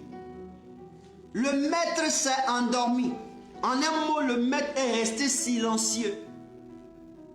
Le maître a fermé ses yeux, mais il ne dormait pas. Physiquement, on dit Jésus est endormi. C'est-à-dire qu'il s'est couché. Les yeux fermés, c'est pourquoi on dit il dort. Or, réellement, il ne dormait pas. Réellement, il ne dormait pas. Je vais te révéler cela. La Bible déclare que Dieu ne dort et ne sommeille jamais. La Bible déclare que Dieu ne dort et ne sommeille jamais. Donc si tu connais Jésus, tu sauras que Jésus est Dieu. Si tu connais Jésus, tu sauras que c'est l'Esprit de Dieu qui s'est choisi un corps pour venir sur la terre qui est Jésus. Alors, quand Jésus couche le corps, il ne dort pas. Son esprit est en éveil. Son corps est dehors, mais son esprit est en travail. Donc Jésus, il se couche, il laisse endormir son corps, mais son esprit travaille. Et là, puisqu'il sait ce qu'il veut montrer à ses disciples, là où il va avec ses disciples, qu'est-ce qui va se passer? Tu comprends déjà qu'à compris. Déjà, dans mon esprit, c'est comme si quelqu'un a compris. Ah, oui, c'est ça. Ce que tu as compris là. Ce que tu viens de comprendre, avant même que je ne l'explique, c'est ça que le Seigneur fait. Alléluia. Aïe, aïe. Il dit chaque chose à son temps. Le temps est venu où Jésus fait semblant, coucher son corps, il dort. Mais son esprit est en éveil. Son esprit est là. Son esprit ne dort pas, son esprit est dans le bateau. Et qu'est-ce qui va arriver? La Bible dit, il s'élève, verra un grand tourbillon et les flots se jettent dans la barque au point qu'elle se remplissait déjà. Qui fait ces choses-là? Question. Je me suis posé la question, qui fait ces choses-là? Question. Je vais vous dire quelque chose. Aucun démon n'a la capacité de pouvoir s'opposer à Jésus lorsque Jésus est dans un environnement. Aucun démon ne peut se manifester. Je te donne une image pour que tu comprennes cela. Jésus arrive sur un territoire, Génézareth. On dit qu'il y avait un fou qu'on appelle le fou de Gadara. Jésus dépose son pied sur le territoire, le fou quitte au cimetière pour venir vers lui. Mon frère, Jésus n'a rien encore fait. Le simple fait qu'il dépose son pied sur le territoire, il sort de la barque, il dépose son pied sur le territoire, le fou vient et dit pardon, il ne faut pas me tourmenter. Jésus lui pose la question, vous êtes qui? Il dit nous sommes une légion. Une légion, je vais te donner quelque chose, au moins 2000, 2000 démons. 2000 démons dans un corps. Maintenant, si on donne le plafond, ça fait 9000. 9000 démons dans un corps. Eux, ils se déplacent pour venir dire à Jésus, pardon, il ne faut pas nous tourmenter. Jésus n'a rien encore fait. Je veux dire à quelqu'un, là où Jésus est, aucun démon ne peut s'hasarder à être là-bas. Parce qu'il connaît son sort. Il connaît qui est. Bon, quand je me pose cette question, donc sur la mer, c'est quel démon de l'eau qui peut venir se manifester? Dis-moi. Sur la mer, là, où Jésus avec ses disciples, c'est quel démon de l'eau qui peut venir se manifester? Si Jésus dépose son pied sur la terre, 2000 à 9000 démons viennent se prosterner pour dire, pardon, il ne faut pas nous tourmenter. Jésus dans la barque, c'est quel démon qui peut venir dire, il va lever la mer, il va lever les flots? C'est quel démon? Il faut répondre, c'est quel démon? Je suis en train d'envoyer un autre niveau. C'est quel démon? Il n'y a aucun démon là. La scène qui se passe là, c'est Jésus qui est au contrôle. Il n'y a aucun démon. L'eau ne peut pas. Même l'eau même ne peut pas. Ce qui veut dire que quoi? Je suis en train de dire à quelqu'un, les démons n'ont rien à voir quand les tempêtes s'élèvent dans ta vie. Quand les tempêtes s'élèvent dans ta vie, pardon, il ne faut pas accuser premièrement les démons. Non, laisse-les tranquilles. Les démons ne t'ont pas fait. Esaïe a prophétisé. Esaïe 43 dit ceci. Aïe, aïe, aïe, aïe. Esaïe 43 dit ceci. Quand tu traverseras le fleuve, je vais lire. Parce qu'on dirait que c'est mon seul qui lit la Bible. Frère, je dis, je n'ai pas préparé le texte. Je dis, je n'ai rien fait. Mais ce qui est en train de se passer, c'est Dieu qui est en train de te parler. Esaïe 43. La Bible dit ceci, au verset 1 jusqu'au verset 2. Ainsi parle maintenant l'Éternel qui t'a créé. Ô Jacob, celui qui t'a formé, ô Israël, ne crains rien, car je te rachète. Je t'appelle par ton nom, tu es à moi. Écoute bien, c'est Dieu qui parle. Par la bouche de son prophète. Il dit, si tu traverses les eaux, je serai avec toi. Et les fleuves, ils ne te submergeront point. Si tu marches dans le feu, je m'arrête là. Voici ce que je veux faire comprendre à quelqu'un. On accuse inutilement les démons. Pourquoi on est prêt à accuser le monsieur le plus faible des faibles? On lui donne tellement de la valeur. Je suis venu ouvrir ton esprit pour que tu comprennes que ce qui, la soirée de ta vie, ce qui t'arrive là, c'est pas un démon. C'est pas un démon. C'est pas un esprit impur. C'est pas des sorciers. Ce n'est rien d'autre que quelqu'un qui s'appelle Dieu, l'Éternel des armées, Jésus. Je t'explique par là, par cette histoire, par ce récit que Jésus a vécu avec ses disciples. On dit Jésus. Je te donnais une image pour dire que là où Jésus est, un démon ne peut pas s'hasarder à venir pour se manifester. Non. Un démon ne peut pas s'hasarder à venir se manifester. Non. Là où Jésus est, je n'ai pas dit l'homme, j'ai dit Jésus. Je n'ai pas dit quelqu'un d'autre, j'ai dit Jésus-Christ de Nazareth. Parce qu'il a démontré que là où lui il est là, aucun démon ne peut se manifester. 2000 démons jusqu'à 9000 n'ont pas pu faire quelque chose. C'est sur l'eau. Ils vont venir. C'est sur l'eau. Je dis, je te donne une image. Ça me vient dans la tête. Jésus prend l'eau, non? Jésus dit au fou de Gadara, il demande les démons là, où vous voulez partir? Il dit, on veut partir chez les porceaux là. Il dit, bon, allez-y. Il les a fait partir, on dit les porceaux, et ils disent non. Nous-mêmes, si on est animal sauvage, on nous mange, nous on mange les bêtises. Nous aussi, on a une vie. On a de l'honneur. Eux tous sont partis mourir dans l'eau. Les démons là, ils sont restés dans l'eau. Donc les 2000 et les 9000 là sont restés dans l'eau. Donc je considère que Jésus prend encore la barque. Mon ami, si toi, démon, tu as rencontré Jésus qui t'a mis dans le porc, dans les porcs, et puis tu es parti dans les porcs sont morts dans l'eau, toi-même tu es resté dans l'eau. Tu vois Jésus sur l'eau, tu vas venir faire quoi? Réponds. Tu vois Jésus et ses disciples sur l'eau, toi venir faire quoi? Je vais parler français. Tu vas venir faire quoi? Tu vas venir faire quoi? Alléluia. Est-ce que tu peux acclamer le Seigneur? Acclame le Seigneur là où tu es. Acclame Dieu, acclame Dieu, acclame Dieu. Tu vas venir faire quoi là? Parce que tu connais ton sort. Si tu t'amuses, tu connais ton sort.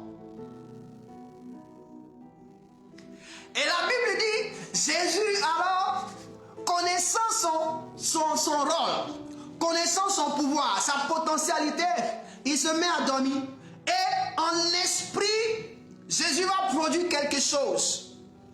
La Bible déclare dans Zacharie que ce n'est ni par la force, ni par la chair, ni par quoi que ce soit, c'est par l'esprit. C'est par l'esprit on crée les choses. C'est par l'esprit on envoie les choses à l'existence. C'est par l'esprit les choses doivent venir au monde. Donc Jésus dort. Il va éprouver ses disciples par l'esprit. Qu'est-ce que Jésus va produire? Il va produire, je vais te donner l'appui de ce que je dis. Il va produire ce qu'on appelle un grand tourbillon. Alléluia. Jésus va faire quoi? On dit, il s'élève un grand tourbillon et les flots se jettent dans la barque.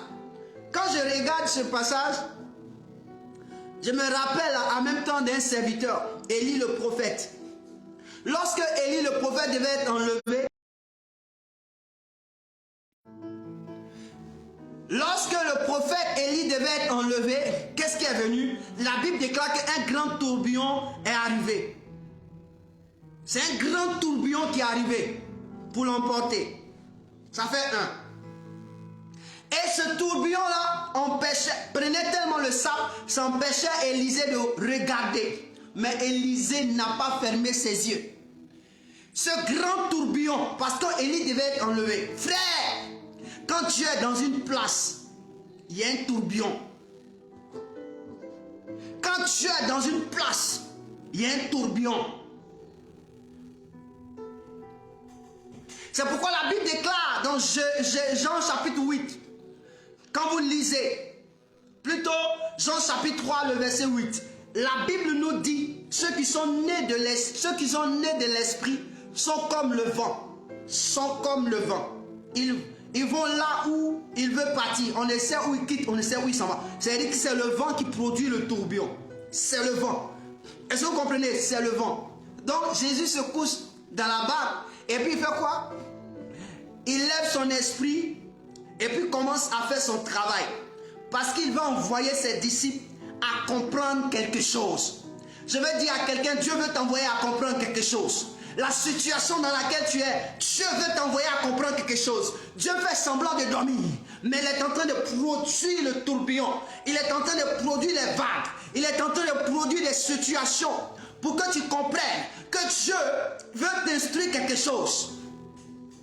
Et là, la Bible déclare que le vent se lève, le flot se lève et commence à circuler sur le vent, sur la mer. Et les disciples se voient attaqués par le vent et les flots. Ils voient ça remplit. Mais quelqu'un qui dort, l'eau le touche, il va se réveiller. Quelqu'un qui dort, l'eau rentre dans le bateau, ça le touche, il va se réveiller. Mais on dit le gars, il ne se réveille pas. Il était en profond, c'est-à-dire que lui, il était dans un coma. Jésus a fait exprès pour rester dans un coma, pour qu'on puisse le supplier. Oh, je dis à quelqu'un, ton miracle arrive. Je dis à quelqu'un, ton miracle arrive. C'est qui est en train de se produire. C'est Dieu qui est en train de travailler pour ton miracle. Parce qu'il veut t'inculquer à comprendre que quand tu es avec lui, faut pas avoir peur. Si tu sais que c'est lui qui t'a créé, faut pas avoir peur. Faut pas avoir peur. Les situations vont arriver, faut pas avoir peur. Faut pas que les situations vont te dire que Dieu est mauvais. Faut pas avoir peur. Les situations vont apparaître, faut pas avoir peur. Parce que lui qui t'a créé, lui qui t'a fait marcher là, lui qui t'a donné ça, il va se faire voir. Aïe, ton miracle arrive. J'ai dit bien ton miracle arrive.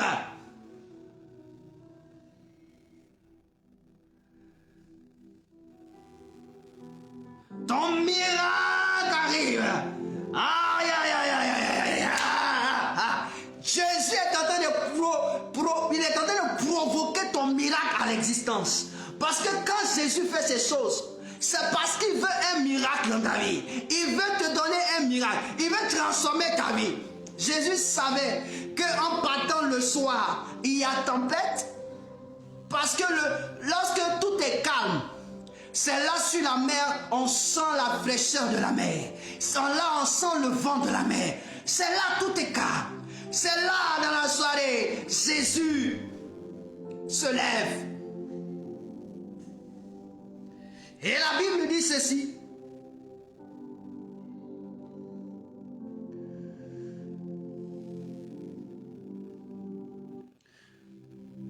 On dit, et il dormait à la poupe sur le coussin.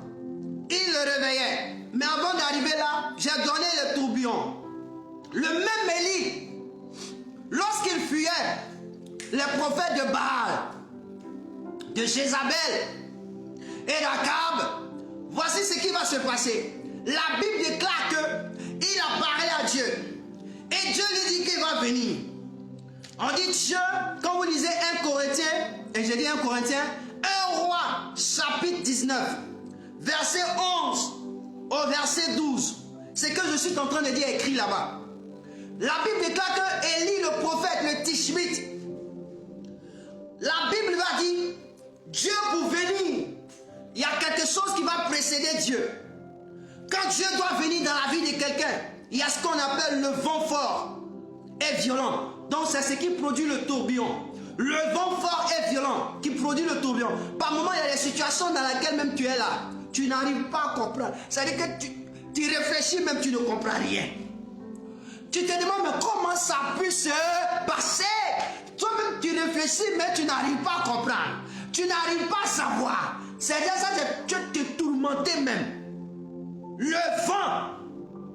On dit un vent fort et violent arriva. Et la Bible déclare que Dieu n'était pas dedans. C'est le cortège de Dieu. Je veux dire à quelqu'un, quand Dieu veut te bénir, il envoie son cortège. Il envoie son cortège pour signaler sa présence qui arrive. Dans ce moment précis, ce que tu as traversé, c'était simplement pour te signaler le cortège. C'est un cortège. Ça là même tu dis, ah, j'ai prié mais Dieu, il ne me répond pas. Deuxième, on dit Dieu envoie un tremblement de terre. Tellement que la terre tremblait. Élie pensait que Dieu était là. Et la Bible dit que Dieu n'était pas encore dedans.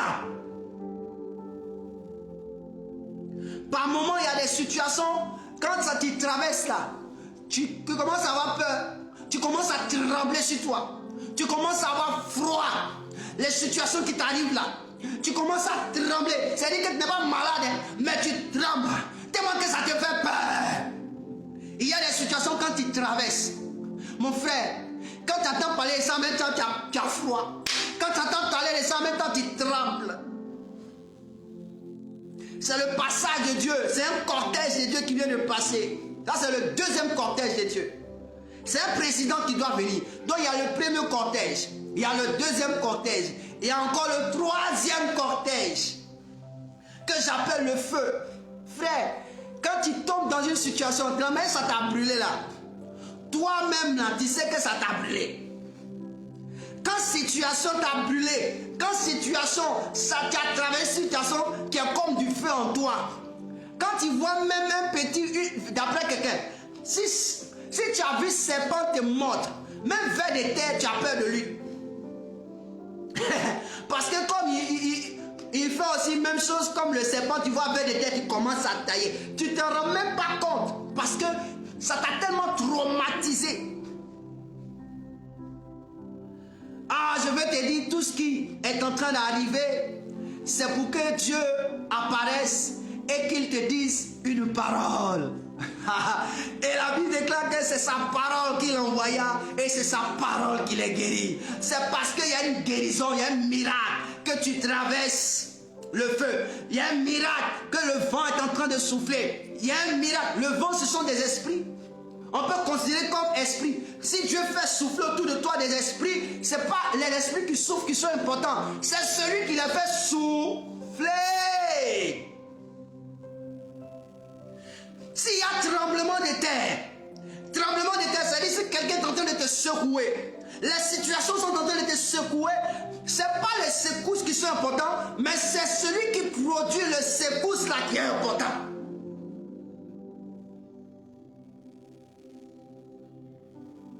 Parce que c'est Dieu qui secoue. Il te secoue. Oh my God. Si tu vois le feu venir tomber, c'est en train de brûler. Tu vis des situations qui brûlent. C'est-à-dire que tu ne manges pas piment. Il y a des gens qui pleurent là. Ils sont en train de sentir la brûlure en eux. C'est Dieu. C'est pas brûlure qui est important. C'est qui a provoqué brûlure là. C'est ça.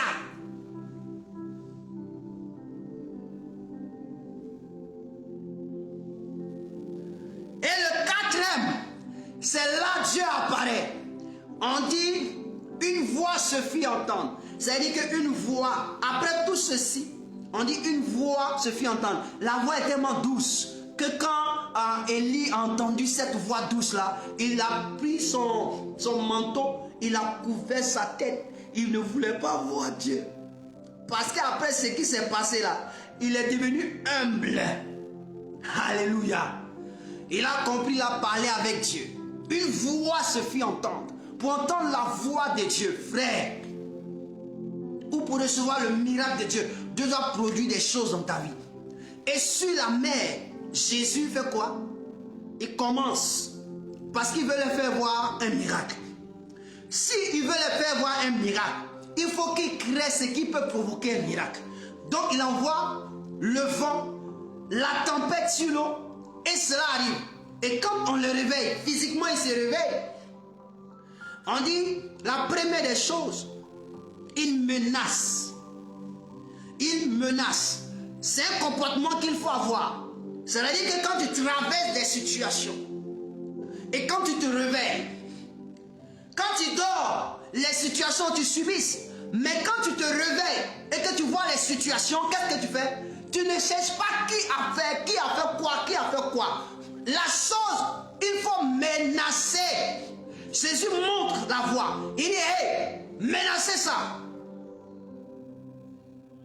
Menacez ça. Pourquoi? Parce que Jésus était en train de l'inculquer que vous êtes l'image de Dieu.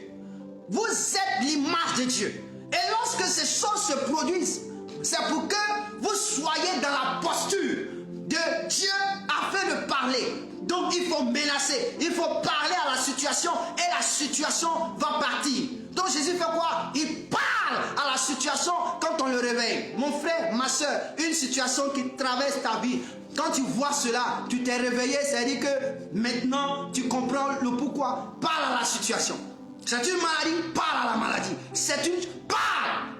Tu ne dois pas rester ici. Parle loin de moi. Allah, loin de moi. Tu ne pourras pas me toucher. Tu vas tout faire, mais tu ne me toucheras pas. Parce que qui me touche meurt.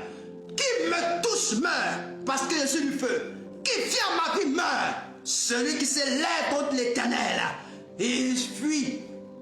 L'Éternel le disperse. Tu touches à ma vie, tu meurs. Tu touches à ma vie, tu meurs. Dis aux sorciers de ta famille, le juif va s'attarder à toucher encore ta vie. Il va mourir. On va l'enterrer. Tous ceux qui sont des sorciers, qui se lèveront, vous êtes nés pour que la gloire de Dieu soit vue. Oui, tu as décidé d'être sorcier. Je n'en disconviens pas. C'est la mission. Si ce n'était pas une mission pour toi, tu n'allais pas faire. Mais une seule chose, il ne faut pas venir toucher à ma vie ni à ma progéniture. Je décrète et je déclare, la mort sera ton partage. La mort, ainsi ton partage est ta maison. C'est ce que Moïse avait compris. Quand Moïse a compris cela, il a dit, aujourd'hui on verra qui Dieu a choisi. Si c'est moi, une chose inouïe va se passer. Une chose inouïe va se passer. Ah, la terre va ouvrir sa bouche et ils vont descendre dedans. On dit automatiquement que la terre a ouvert sa bouche, ils sont descendus dedans. Frère, je vais dire à quelqu'un que les situations qui arrivent à ta vie sont toujours provoquées par Dieu. Sont toujours faites par Dieu. Faut pas raisonner. Faut pas dire non. Moi je dis, c'est Dieu qui nous a créés pour sa gloire. Quelque chose qui a créé pour ta gloire, c'est toi qui la gères pour ta gloire.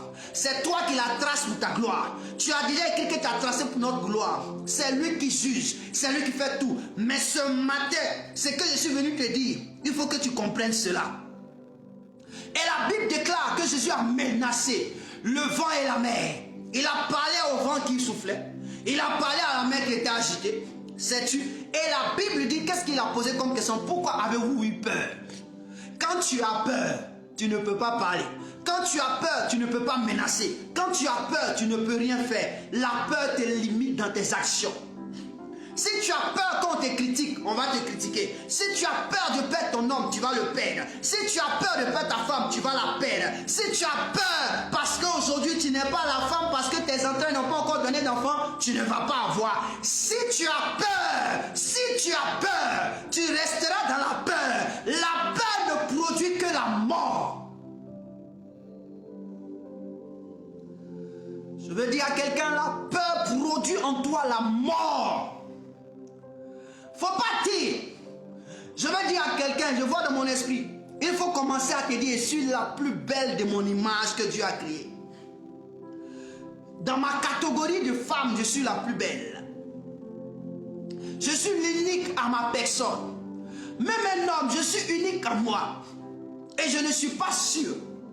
Je suis convaincu que lorsque Dieu m'a créé, il m'a créé avec la progéniture. Il m'a créé avec des multiplications. Et c'est pourquoi je confesse son nom.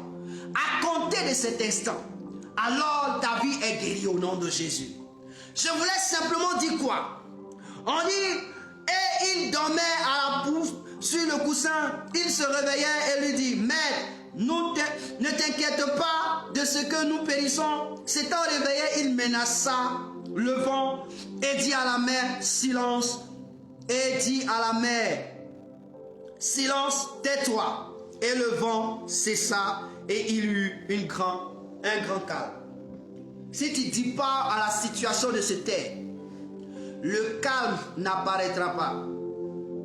Je veux dire à quelqu'un, à l'instant où tu es, commence à parler à la situation que tu traverses. Déclare que le calme apparaisse. Déclare que le calme apparaisse. Déclare que le calme apparaisse. La situation que tu traverses, déclare que le calme apparaisse. Que la situation disparaisse, que le calme apparaisse. Commence à prier, commence à prier, commence à prier, commence à prier.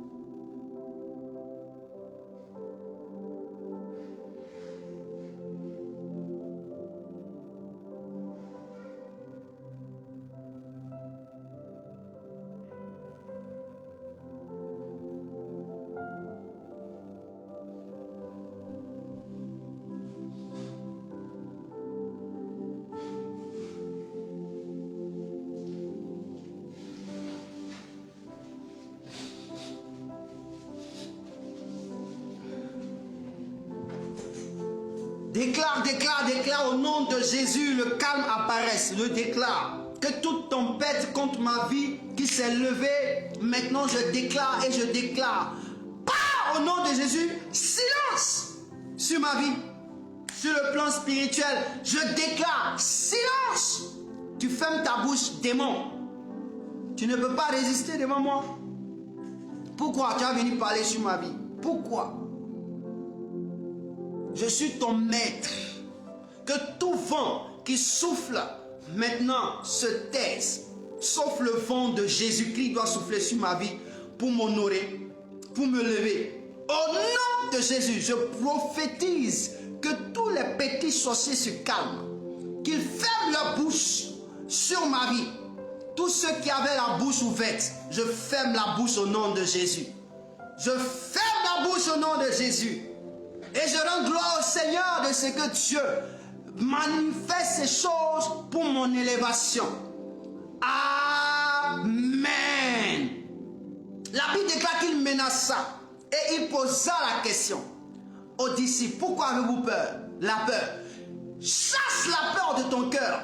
Chasse la peur de ta vie. Chasse la peur, mon frère. Tu fais quelque chose, que ça soit bon ou mauvais, il ne faut pas avoir peur.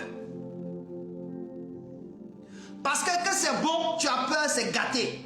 C'est mauvais, tu as peur, c'est gâté. La peur gâte tout. C'est comme un produit, quand il met quelque part, lui gâte tout. La peur. Chasse la peur loin de toi. Tu as peur de quoi? Tu as peur de perdre quoi? Tu as peur de quoi? On a peur. Et ça nous donne l'insécurité. La peur, tu n'es pas mon partage. Toi et moi, on ne se connaît pas. Toi et moi, on vit pas ensemble. J'ai Jésus de Nazareth qui me suffit. Amen.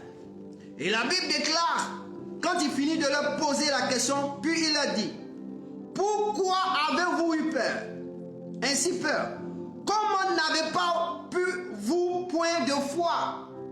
C'est-à-dire que quand quelqu'un a peur, il ne croit pas. Il n'a pas la foi. C'est simple. Or, la Bible déclare que tellement que Dieu a la foi, c'est comme ça il voudrait que nous ayons la foi, puisque nous sommes à son image. Donc c'est la transmission de la foi. Il faut enlever la peur. La peur doit disparaître. Brice, la peur doit partir de ta vie. La peur ne doit plus participer aux œuvres de ta vie. La peur doit disparaître. Tu dois opérer comme Dieu opère. La peur doit disparaître. Tu n'as pas mangé quelqu'un, tu n'as pas tué quelqu'un. La peur doit disparaître. La peur, vas-y.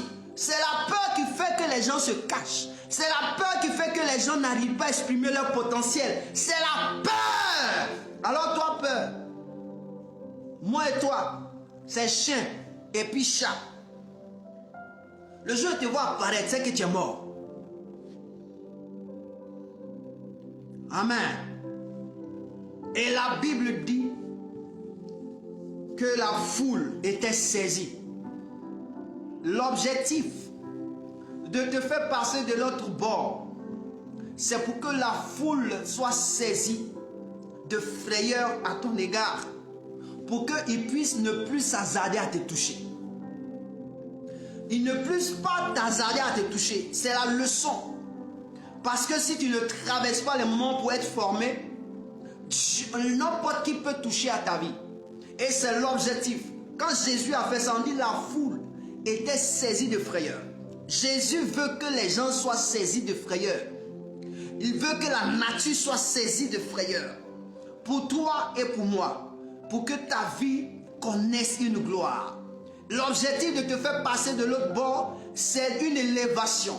Et la situation que tu traverses, je t'ai déjà parlé.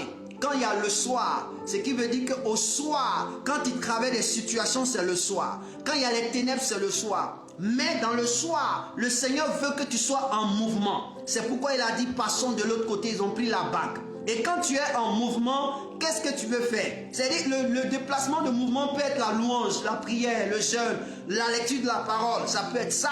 Mais encore, quand tu es là, comment on appelle, sur toujours la soirée, il faut continuer. Tu es sur l'eau, tu es sur l'eau. Quand les choses continuent à arriver, même si tu es en mouvement, les choses continuent à t'arriver, il faut garder la foi. Il faut rejeter la peur. Maintenant, quand tu rejettes la peur, alors la foi s'installe. Il faut menacer. Quand c'est assez, il faut menacer. Il faut menacer, il faut menacer, il faut menacer. Et menacer, c'est quoi? Parler à la situation qui est au-devant de toi pour que la situation disparaisse et qu'il y ait le calme. Et quand le calme s'installe, alors les anges descendront pour te louer et Dieu sait que tu as accompli la leçon. Et voici le message que le Seigneur avait pour toi et pour nous ce matin. Parce que le Seigneur avait décidé de pouvoir te faire comprendre que ce que tu traverses, il a fait cela pour que toi, tu puisses comprendre qu'il est à la base de ton élévation. Il veut t'élever. Et donc, ce sont des situations que tu passes. Ce sont des épreuves dans lesquelles il te met pour pouvoir te former un caractère. Et ce caractère-là, c'est ça qui permet qu'aujourd'hui, tu seras une personne qu'on va craindre. Le monde va craindre. Le monde va respecter. Shalom à toi. Je crois bien que tu m'as entendu, tu m'as reçu et que tu as été béni. Au nom de Jésus de Nazareth. Passons à l'autre bord. Il est important de passer à l'autre bord. Seigneur, merci. Je veux dire à quelqu'un de dire au Seigneur merci de lui faire passer à l'autre bord. Afin de l'instruire. Afin de l'inculquer sa personnalité. De l'inculquer son savoir-faire. Dis merci au Seigneur de te faire passer de l'autre bord afin de t'inculquer son merci. Tout ce qu'il vient de te dire, c'est ce qu'il voudrait t'inculquer. Dis merci au Seigneur. Dis merci au Seigneur. Dis merci au Seigneur. Et je vais prier pour la fin. Père, je veux te rendre la gloire. Malabrakara brasha katala zatara kadesha. Mali preketelezi kabara shandara kandolo brokotoshi katala bashande. Lomara pakarazia karua satara brikendolo sitatara kintatos. La situation que tu as traversée pendant des années, c'était juste ce que le Seigneur voulait te faire comprendre. C'est la réponse à une des prières, une requête que tu viens de faire, que tu viens d'entendre. C'est la réponse, c'est la réponse, c'est la réponse. Mon esprit te connaît et mon esprit t'a vu. C'est la réponse. Écoute-moi bien. Après ce programme, appelle-moi. Je sais de qui je parle, je sais et je connais. Je ne vais pas dire de nom pour éviter certaines choses. Les parakorika lazata les prako sarakin de l'orabasha. Je sais que la personne va m'appeler parce qu'elle-même vient de comprendre la nécessité. C'est comme si on avait ouvert son esprit à comprendre la chose. Je veux te dire merci Seigneur parce que tu es vivant, de répondre à notre appel, de répondre à nos sujets, de répondre. Merci Père parce que tu as décidé de nous faire à ton image et tu le feras. Tu le feras. Car Jésus, quand il est venu sur la terre, après avoir été baptisé par Jean, quand il a reçu le Saint-Esprit, la Bible déclare que c'est toi qui l'as conduit dans le désert pour 40 jours, 40 nuits. Il n'y avait aucun démon là qui est venu. Mais la Bible déclare que tu l'as envoyé expressément pour qu'il soit tenté. Tu l'as envoyé expressément pour qu'il soit tenté. Et bon, en un mot, éprouvé par Satan. Satan l'a éprouvé, il a vu qu'il ne pouvait pas. Il a laissé au moment opportun. Oh, c'est toi qui avais le moment opportun. Seigneur, merci pour ta grâce, merci pour ta présence. Merci de faire du bien à une soeur, à un frère, à des sœurs, à des pasteurs, à des servantes. Merci de les bénir. Merci Seigneur d'avoir ouvert notre esprit. Merci parce que la peur ne sera plus notre partage. Nous foncerons à tête levée. Nous foncerons à main glorieuse parce que la peur ne pourra plus nous retenir. Nous avons compris que le soir de notre vie, tu le provoques afin de pouvoir te révéler à nous. Et nous comprendrons la leçon. Nous avons saisi la leçon. Merci Jésus. Merci pour nos frères. Merci pour nos sœurs. Demeurez bénis. Demeurez bénis. Demeurez bénis. Demeurez bénis. Que la grâce et la faveur de Dieu soient sur vous. Au nom de Jésus de Nazareth. Ainsi nous avons prié. C'était votre serviteur, le prophète Brice Shaw. Merci Seigneur. Nous attendons vos témoignages. Nous attendons vos témoignages. Que Dieu soit loué. Amen.